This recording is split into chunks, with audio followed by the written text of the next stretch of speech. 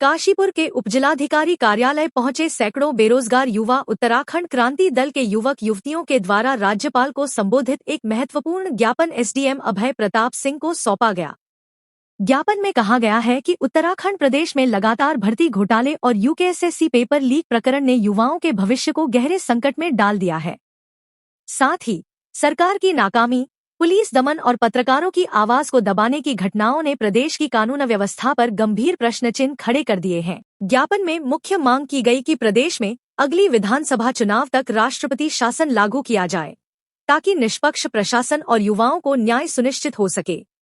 इसके अतिरिक्त UKSSC paper leak प्रकरण की सीबीआई जांच, दोषी अधिकारियों नेताओं पर कड़ी कार्रवाई, सभी परीक्षाओं का पुनः पारदर्शी आयोजन तथा आंदोलनरत युवाओं एवं पत्रकारों की सुरक्षा की गारंटी की मांग रखी गई। युवा उक्रांत ने राज्यपाल से आग्रह किया कि इस गंभीर प्रकरण पर तुरंत संज्ञान लेकर केंद्र सरकार और राष्ट्रपति तक पहुंचाया जाए, जिससे युवाओं का विश्वास लोकतांत्रिक व्यवस्था में बहाल हो सके। देहरादून में सोमवार को मुख्यमंत्री पुष्कर सिंह धामी ने बड़ा कदम उठाते हुए धरनास्थल पर पहुंचकर युवाओं से सीधा संवाद किया।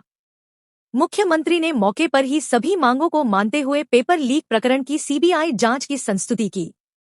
उन्होंने कहा कि भर्ती प्रक्रियाओं को पारदर्शी और निष्पक्ष बनाने के लिए युवाओं द्वारा दिए गए सभी सुझावों पर विशेष कार्य किया जाएगा।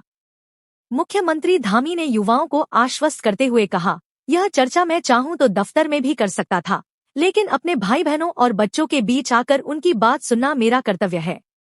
मैं आप सबके साथ हूं, अपने जीते जी उत्तराखंड के युवाओं के साथ अन्याय नहीं होने दूंगा। मुख्यमंत्री के इस कदम से धरने पर बैठे युवाओं में उत्साह और विश्वास की नई लहर दौड़ गई। युवाओं ने आभार जताते हुए कहा कि धामी ने एक बार फिर साबित किया है कि वह सचमुच जनता के मुख्यमंत्री हैं। डीडीओ बीपीडीओ का पेपर हुआ है, जिसमें कि हम पेपर देने के लिए गए, एग्जाम में पेपर दिया, जिसके कि 30 से 35 मिनट के अंदर हमारा पेपर एग्जाम लीक हो गया। कुछ पन्ने बाहर आ गए, तो सभी बच्चों का मनोबल टूट जाता है कि एग्जाम देने, तो एग्जाम कैसे दी जब पेपर सारा लीक हो रहा है। तो सभी बच्चों का यहाँ हम इस उद्देश्य से आए कि हम राज्यपाल जी को, माननीय राज्यपाल जी को कि ये कहें कि हमारा पेपर बीपीडीओ का पेपर जो है उस पर री एग्जाम कराया जाए और इसकी सीबीआई जाँच कराई जाए। सर, आज हम सभी जो 21 तारीख को हमारे 21 सितंबर को वीडियो का पेपर हुआ था, जो कि मात्र 35 मिनट के अंदर सोशल मीडिया पर और व्हाट्सएप पर वायरल हो जाता है और इनकी जो पारदर्शिता की धज्जियाँ उड़ाई जाती हैं, तो उसके संबंध में आज हम यहाँ एकत्रित हुए हैं। और साथ ही कहते हैं, सरकार एक तरफ दावा करती है कि हम जो नकल विरोधी मतलब कानून लाने के बाद में ये दावा करती है कि जो भी नकल को मतलब पेपर को बाहर करेगा, हम उसको कहते हैं कड़ी से कड़ी कार्रवाई करेंगे उसके खिलाफ। लेकिन हाकम सिंह जो कि पहले भी इसमें संलिप्त था, फिर से उसकी संलिप्तता सामने आती है और नए नए चेहरे हर बार आ रहे हैं। साथ में हमारे जो भी छात्र हैं, मैं भी खुद छात्र हूँ, हमारी एज बढ़ती जा रही है, ठीक है, पारिवारिक जिम्मेदारियाँ भी होती हैं, वो सारी चीज़ें परेशानी बढ़ती जा रही है। हमारी मानसिक स्थिति वो नहीं रह पा रही है अगले एग्जाम के लिए। और अब तो हमारा री एग्ज़ाम से भी सच मुझे तो भरोसा उठ चुका है कि री एग्ज़ाम एक कोई समाधान नहीं है। मांग क्या है आपकी? मांग हमारी यही है कि इसकी जांच सीबीआई से की जाए और पारदर्शिता, जो कि सरकार अपने हर एजेंडे में बोलती है, पारदर्शिता कहीं से नहीं थी, ना पारदर्शिता लाई जाए। जो भी इसमें संलिप्त हैं, ये पीछे से जो भी संलिप्त थे आज से के एग्जाम्स में, उनके खिलाफ कड़ी से कड़ी कार्रवाई की जाए, यही हमारी मांग है। और देख रहे होंगे भारी संख्या में स्टूडेंट विद्यार्थी आया हुआ है और ये विषय कोई राजनीतिक नहीं है। मैं आपको पहले ही कह दूँ, ये एक मौलिक अधिकार है बच्चों का, जो सबका जो खनन किया गया है। बच्चा पेपर दे रहा है यूके का और वो लीक हो जाता है। जब वो इस बात के लिए अपनी बात रख रहा है कि सीबीआई जांच की जाए या फिर पेपर को रद्द किया जाए, तो सरकार इसको सीधे रूप में मना कर दे रही है। एक बच्चा जो दूर दराज के गाँव में रह के किस अवस्था में वो पढ़ाई कर रहा है, किस तरीके से वो यहाँ पर आया, किस कष्टों में पेपर दे रहा है, ये सरकार नहीं देख रही है। लेकिन पेपर जो है आपका आधे घंटे के अंदर लीक हो रहा है, जिसको सबके सामने प्रूफ है, उसके बाद भी सरकार इस बात को मानने को राजी नहीं है। वो कह रही है 3 ही पेपर तो खाली लीक हुए हैं, लेकिन आप ये नहीं देख रहे हैं कि वो 3 पेपर में वो जो बच्चा रात दिन बैठ के पढ़ रहा था, वो 3 पेपर में कितने क्वेश्चंस होंगे जो बच्चे ने उसको चीटिंग करके आप पेपर रद्द नहीं कर रहे हैं, वो तो कल को पोजीशन पा लेगा। और जो बच्चा अपना घर छोड़ के एक कमरे में बैठ के पढ़ाई कर रहा है, उसकी कोई बात को सामने रखी ही नहीं जा रही है।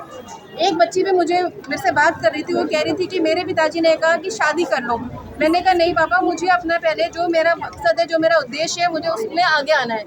और आज उसके पिताजी इस दुनिया में नहीं रहे और ये पेपर लीक का मामला सामने आता है। उस बच्ची के दिल में क्या बीत रही है, सरकार उस चीज़ को नहीं देख रही है। यहाँ पर कोई राजनीति नहीं है। मैं भी एक बच्चे की माँ हूँ, मैं भी अपने बच्चे का भविष्य देख रही हूँ। अगर इस तरीके से सरकार काम करेगी तो हमारा बच्चा, तो इसका मतलब ये है कि आप 15 लाख दीजिए, पेपर लीजिए, बच्चा 500 जिसके पास नहीं है वो बस झोला चिमटा लेके घूम रहा है। फिर आप बोलते हैं कि यहाँ पर आतंकवाद है, यहाँ पर भ्रष्टाचार है। भ्रष्टाचार सबसे पहले आप फैला रहे हैं और आप बच्चों को यही सिखा रहे हैं। कल को यही बच्चे जो पढ़ रहे हैं क्या सीखेंगे, उनको आप क्या शिक्षा देंगे? ये शर्म है सरकार के ऊपर, उन्हें शर्म आनी चाहिए जो इस तरीके के निर्णय ले रहे हैं और बच्चों के साथ इस तरीके से जो कर रहे हैं ना, ये बहुत ही शर्म की बात है। और मैं आज अपने बच्चों के साथ खड़ी हूँ।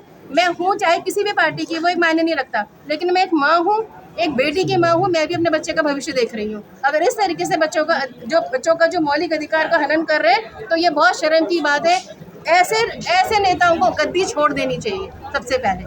और दूसरी चीज़, अगर आपको पता है कि सामने वाला गलत है तो आपको ऐसी कानून व्यवस्था बनानी चाहिए कि ऐसे लोगों को आजीवन कारावास होना चाहिए, ताकि दूसरा ऐसी हरकत करने से पहले 10 बार सोचे। हाकम सिंह जी के द्वारा पेपर लीक करने की घटना सामने आई। आपने जब हमने प्रोटेस्ट करा, बच्चों ने उसका प्रोटेस्ट करा, तो आपने उसकी गिरफ्तारी तो करवा दी।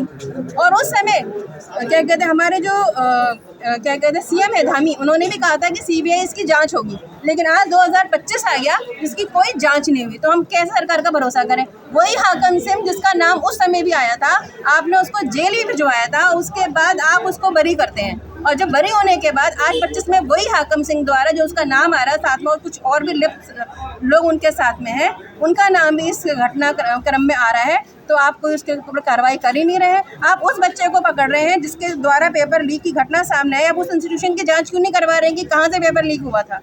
उस आयोग की जांच क्यों नहीं करवा रहे हैं आप? तो ये ही सवाल हमारा सरकार से है कि आप बच्चों को न्याय दीजिए।